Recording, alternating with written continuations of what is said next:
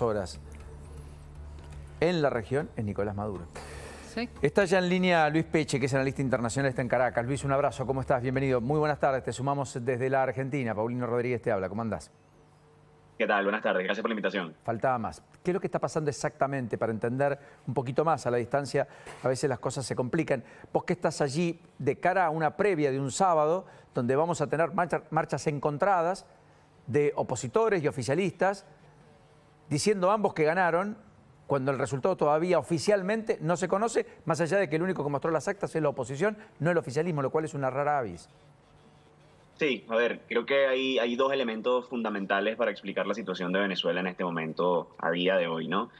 El primero es, muy alineado a lo que tú comentas, la falta de información sobre el resultado electoral por parte de las instituciones oficiales. Si yo intento en este momento ingresar a la página del ente electoral en Venezuela para revisar los resultados del primer, del segundo boletín o cualquier resultado en general de la elección en Venezuela, no puedo hacerlo porque no existe ningún dato, no ha salido a la luz pública ningún tipo de acta que convalide el resultado anunciado el domingo por la autoridad electoral y hoy ratificado en un segundo boletín.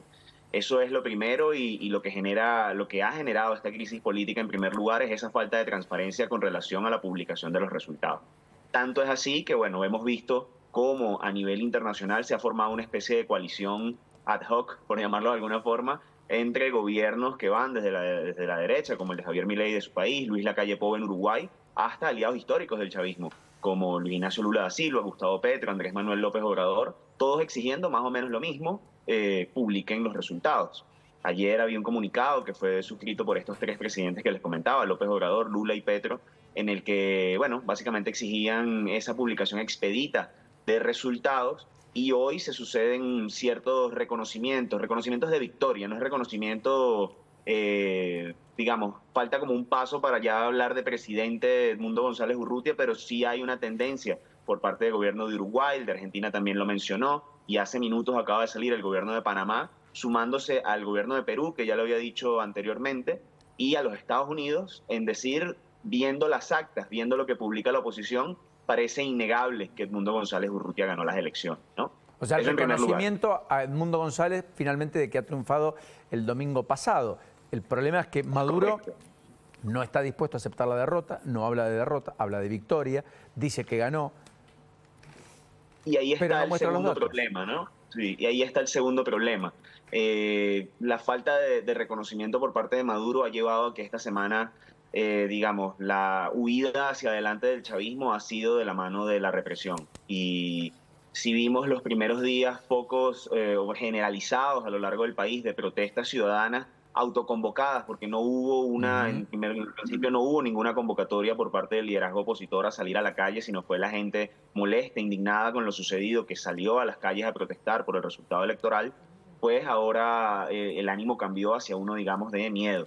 Te digo esto con cierta responsabilidad y diciéndolo desde acá en Caracas es un poco complicado decirlo, pero la verdad es que sí, que en este momento en Venezuela, bueno, se habla de entre 1.000 y 1.200 detenciones concretadas en las últimas 72 horas. Esa declaración de Maduro de construir 2 cárceles o de consolidar, son cárceles ya construidas, pero de reacondicionarlas para meter ahí a 1.000 personas más. Te O sea, habla sería, de que, perdón, Luis, sería un reacondicionamiento de penales que ya existen. No es que correcto, levantarían correcto. penales de cero, como algún momento. Ok, Sí. bueno, primero. Son penales que ya existían, que fueron cerrados y, bueno, básicamente los estarían reacondicionando para esto, ¿no?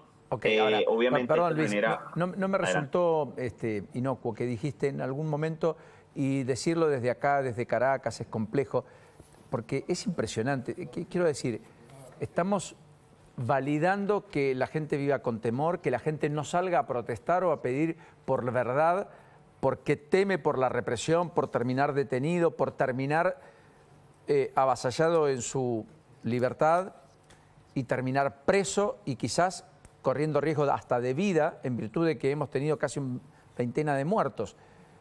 Ese es el clima con el que se vive la diaria de Venezuela hoy, Caracas y el resto. Sí, digamos, el clima cambió completamente en la medida en la que arreciaron estas detenciones de forma generalizada en todo el país también. Para mañana hay una convocatoria de calle del liderazgo opositor. María Corina Machado envió, como ustedes bien comentaron, una especie de concentración por la verdad de los resultados del pasado domingo. Está la duda de si la gente va a salir finalmente a la calle. Pareciera que la movilización política todavía está en manos de la oposición, pero también es cierto que, bueno, lo sucedido esta semana, lo avasallante que ha sido la arremetida del Estado contra su disidencia política, contra personas que protestaron, contra comunicadores, contra personas, digamos, de todo el espectro político, pues hace que ese riesgo suba, ¿no?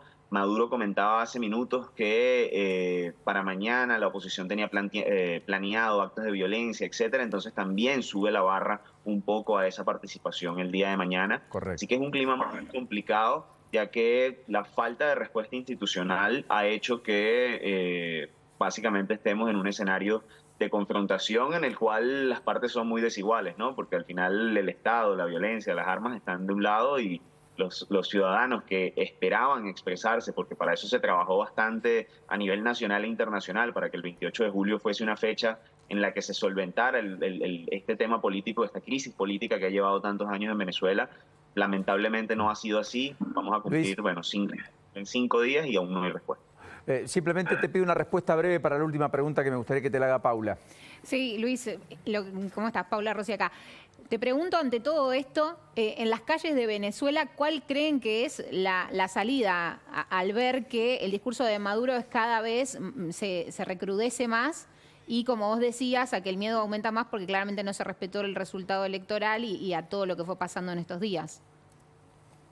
Esa es la pregunta del millón, como decirlo de alguna forma, ¿no? Lo ideal para toda la ciudadanía, o así se expresó por la alta participación que hubo el pasado domingo, es que esto se resolviera por la vía institucional, que Claro. hubiese un resultado, se reconocen las partes y se sigue adelante, ¿no? Sabemos que es muy difícil por todo ese clima tan fuerte de crisis política que ha habido en estos años, y para eso se iba a plantear o se ha planteado una negociación política de reconocimiento y demás, y hay muchos actores internacionales jugando para esto, pero la verdad es que en este momento el clima es de muchísima incertidumbre sobre cuál va a ser la salida, porque bueno, el chavismo parece haberse enroscado en el poder más allá de la falta de sustento, y bueno, hay actores internacionales intentando desbloquear la situación, Bien. pero no parece. Gracias, Luis. Un abrazo. Nos quedamos Saludos. expectantes. Gracias.